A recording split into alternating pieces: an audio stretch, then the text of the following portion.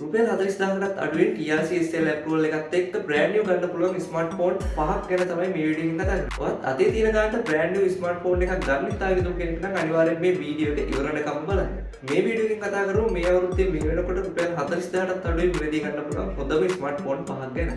List එකේ පළවෙනිටම තියෙන්නේ Infinix Hot 60i කියන ස්මාර්ට්ෆෝන් එක. මේ ෆෝන් එකේ 6.7 inch 120Hz IPS LCD display එකක් බලා ගන්න පුළුවන්. ඒ වගේම මේ ෆෝන් එකේ තියෙන්නේ Android 15 OS එක. මේ ෆෝන් එක powered වෙන්නේ MediaTek Helio G81 Ultimate 12nm chipset එක සහ Mali G52 MC2 කියන GPU එකත් එක්ක. RAM එක ගැන කතා කරනකොට 4GB 6GB සහ 8GB විදිහට versions කිහිපයකින් බලා ගන්න පුළුවන්. 50 megapixel main camera එකක් බලා ගන්න පුළුවන්. ඒ වගේම 8 megapixel selfie camera එකකුත් බලා ගන්න පුළුවන්. මේ ෆෝන් එකේ milliampere 5160ක බැටරි එකක් තියෙනවා. 45W wired charging තියෙන නිසා අපිට පුළුවන් ගොඩක් ඉක්මනට මේ ෆෝන් එක charge කරගන්න. දෙවෙනිට තියෙන්නේ Samsung Galaxy A07 ස්මාර්ට්ෆෝන් එක. Samsung fan කෙනෙක් නම් ඔයාගේ අතේ තියෙන බජට් එකට යන්න පුළුවන් හොඳම ස්මාර්ට්ෆෝන් එකක් තමයි Samsung Galaxy A07 කියන්නේ. මේ ෆෝන් එකේ අපිට 6.7 inch 90Hz PLS LCD display එකක් බලා ගන්න පුළුවන්. මේ ස්මාර්ට්ෆෝන් එකේ OS එක ගැන කතා කරනකොට තියෙන විශේෂත්වය තමයි දැනට මේ ෆෝන් එකේ තියෙන්නේ Android 15 OS එක.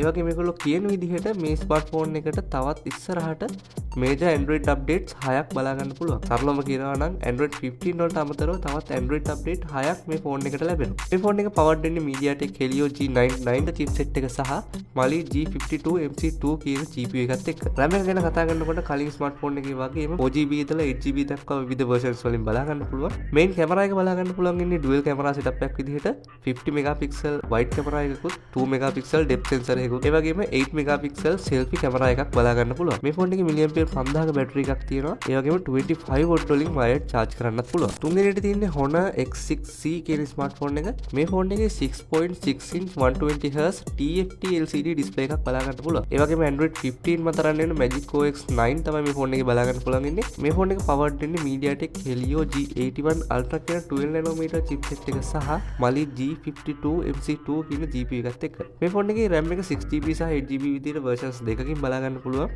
main camera එක dual camera setup එකක් විදිහට බලා ගන්න පුළුවන්. 50 megapixel wide lens එකකුත් අනිත් lens එක depth sensor එකක් විදිහට වැඩ කරනවා.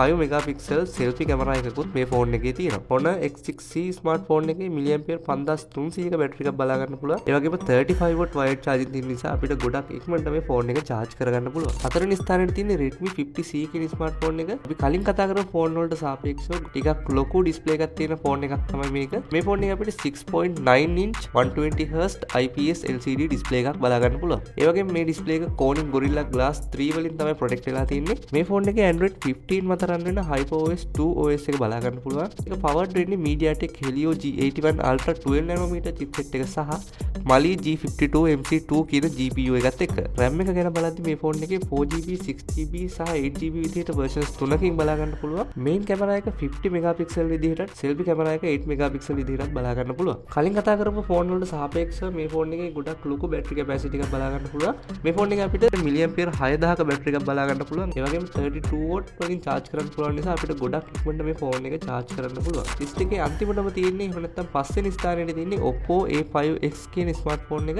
මේක අපිට 6.6 inch 90Hz IPS LCD display එකක් බලා ගන්න පුළුවන්. ඒ වගේම මේ ෆෝන් එකේ Corning Gorilla Glass 7i කියන protection එක ලබා දීලා තියෙනවා. මේ ෆෝන් එකේ Android 15 මත රන් වෙන ColorOS 15 කියන OS එක බලා ගන්න පුළුවන්. මේ ෆෝන් එක powered වෙන්නේ Qualcomm Snapdragon 6s 4G Generation 1 කියන 11nm chipset එක සහ Adreno 610 කියන GPU එකත් එක්ක. RAM එක ගැන කතා කරනකොට 4GB 6GB සහ 8GB විදිහට versions කිහිපයකින් බලා ගන්න පුළුවන්. ඒ වගේම 32 megapixel main camera එකක් සහ 5 megapixel selfie camera එකක් බලා ගන්න පුළුවන්. මේ ෆෝන් එකෙත් අපිට milliampere 6000ක බැටරි එකක් බලා ගන්න පුළුවන්. ඒ වගේම 45W wired charging තියෙන නිසා අපිට ගොඩක් ඉක්මනට මේ බැටරි එක charge කරගන්න පුළුවන්.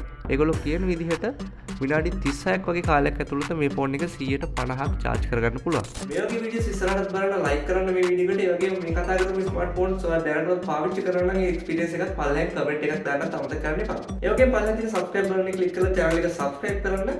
අලුතෙන් ෆෝන් එකක් ගන්න හිතාගෙන ඉන්න ඔයාගේ යාළුවන්ටත් මේ වීඩියෝ එක බලන්න share කරන්න.